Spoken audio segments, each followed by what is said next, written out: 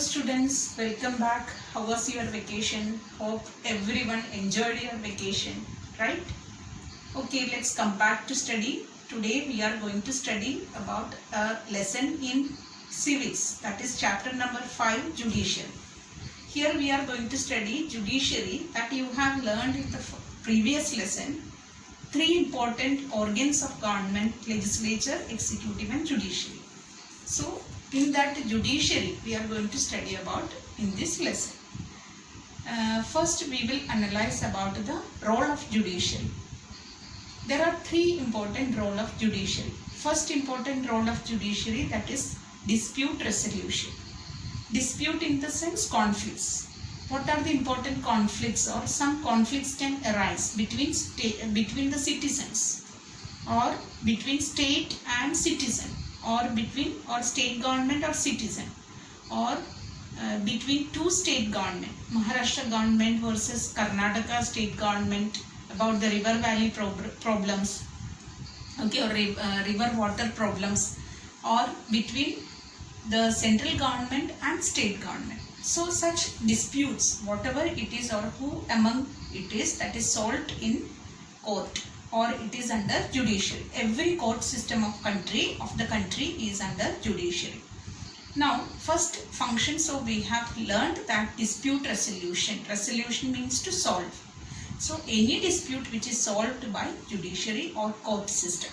Second important function, that is known as judicial review. It is very important function of judiciary, because judicial review in the sense many laws are passed in the parliament. Suppose any law is violating the structure of the Constitution of India, then such laws cannot be promoted. So after passing the law, sometimes it came to which we understand that the law is against the, or which violate the Constitution. So such law can be struck down by the judiciary. So the laws which can be against the Constitution or which violate the Constitution can be struck down. That is known as judicial review, and the law already is passed. Third important function, that is known as upholding the law and enforcing fundamental rights. So upholding the law, laws are upheld. Okay, laws are passed, so which is to be put into practice. And the enforcement of fundamental rights means fundamental rights are very important power of every citizen of the country. If such fundamental rights are violated, we have the right to go to the court. So such a fundamental rights, suppose it is violated, judiciary protect, or judiciary gives the justice, and it enforces the fundamental rights. Through one example we can study here. You have studied in 7th civics book that one of the agricultural laborer who was known as Hamid Sheikh, he fell down from running train and he got severe injury. But he did not get any medical treatment. He approached several hospitals, but he did not get medical treatment, and his condition worsened. And he went to the court, Supreme Court, and filed a case against the government, against the hospital, government hospital. So the Supreme Court ordered that the fundamental right of that Hamid Sheikh is being violated. That is right to life. Article 21, which states that right to life, which also include right to health.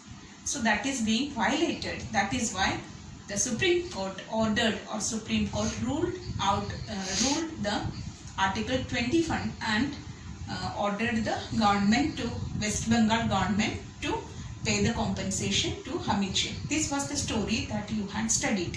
So with that story, or with that incident, we can understand a very important function of judiciary, that is enforcing fundamental rights. So here Hamid Sheikh's fundamental right is being violated and he got justice. Next we have to study, that is the judiciary has independent power. What is that independent power? You know that one of the very important feature of our Indian judiciary is that independent power.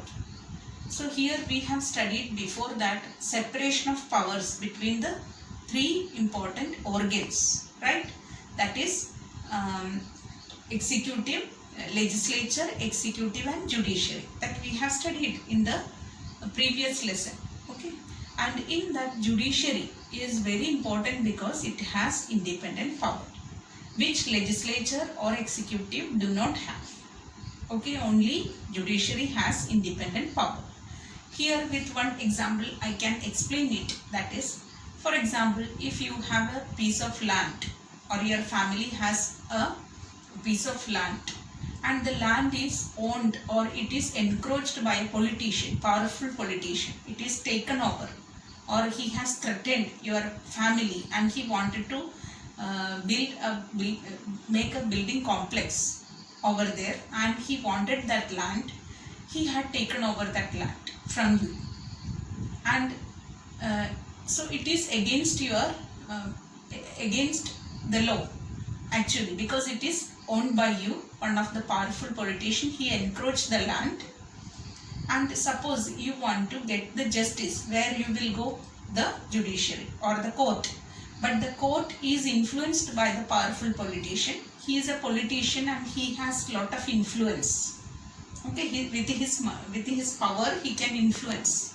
So he can influence even the judge, even the judge over there, advocates, everyone in the court. So you cannot get the justice because the court is influenced by the powerful politician, or he has influenced, the powerful politician has influenced everyone, and he had made every settlement with everyone that you cannot get the justice and the land will be with him. So in this condition, to whom you will report? There is no such institution to whom you can get your justice. So that is why here, if the powerful politician, he can be minister, he can be any prime minister of the country, but he cannot influence the judiciary. No government institution, no individual in the country can influence judiciary, because independent power is given to judiciary. Now you must have realized what is independent power. Okay, so judiciary has independent power, or once appointment is done, president appoint the judges and chief justice of the country, but once the appointment is over, the judges or Supreme Court are not under the government, or the judges and the chief justice, they are not under the government or under the president or any particular office, any particular institution or any individual. Judiciary never works. It has its own independence. This is known as independent power of judiciary. Once appointment is done, it is very difficult to remove the judges or chief justice of India. That is very difficult process, or it is very less chances are there. So this is known as independent judiciary.